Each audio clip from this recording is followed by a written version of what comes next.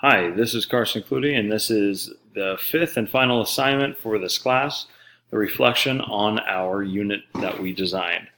Um, Before I begin, I want to relate my objectives to kind of what we were talking about.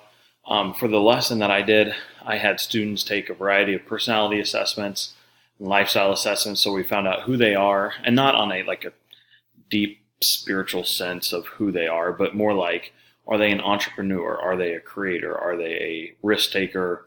Those kind of assessments. And the ultimate goal was to take those assessments along with their strengths and their weaknesses and line them up with careers that match that. So instead of turning that on its head like it normally has done, where we hope for a career and hopefully it fits our personality, we're trying to switch that up. So with that, my objectives for this lesson was that students were able to identify up to 3 careers that match their personality and their strengths, that they could reflect on those, that they will analyze the 4 ways in which different career readiness standards, it's standards that our state in Nebraska has, and then finally that they will analyze and apply knowledge that they learned and apply it to a particular field that they're interested in. Some of the improvements I would like to make on this lesson when I teach it in the future to my careers class is that, first of all, I would like to quicken the pace. And part of it was my fault. Part of it is just how normal school goes, where there always seems to be something going on and a couple kids miss a class. And but then also I think some of the lessons drug on longer than they needed to. And that created, kids lost interest. Some of them lost interest, and I had to bring them back, and I don't think that would have happened had I gone a little bit quicker. The last improvement I would have liked to make is the final project kids had to do in this was they had to research and find 2 or 3 careers that they're interested in. And instead of that, I would like to add on it that they go out and visit those businesses, set up a job shadow day or whatever. But I would like to add that and actually deepen the final assessment with that. So question number 1, how do tasks yield appropriate evidence of identified understanding? So going to my flowchart, I had students, you just saw my objectives. So the final one was to explore 3 careers that match their interests and their strengths.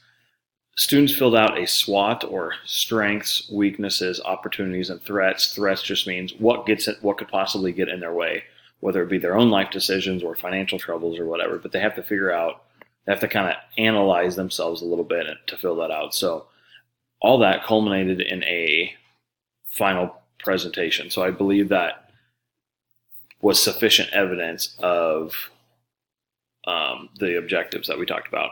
So how do these tasks involve a complex real-world application? Well, as I said, they have to take, on paper what their strengths are and apply that directly to a career that they may be interested in.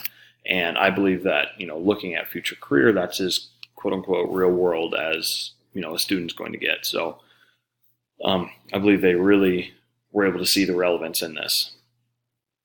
There was a variety of assessments that were used. The final down here at the end of my flowchart was a presentation, and they could use anything they wanted. I encouraged the Adobe Spark products, but I had some students use Slide and Powtoon and a couple others. I also had students write. Writing is kind of one of our district goals, so I had students, no matter what track they took, they had to write here. They filled out this SWOT sheet, which was, as I said, kind of an analysis of who they are as a person.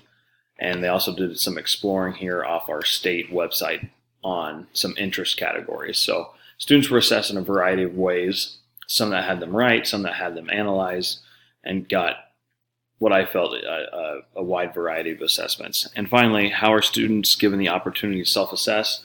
Not to overlap these answers too much, but with this SWOT sheet, again, students with their personality test in hand filled out what their strengths were, what their weaknesses were, what their opportunities, around if they're interested in, say, carpentry or construction, what opportunities around the area were there, and then what were their threats. What are things that could possibly get in their way. So all in all, that gave students an opportunity to reflect. That's all I have. Thank you for listening to this, and thank you for a wonderful class and all the great feedback. Thanks.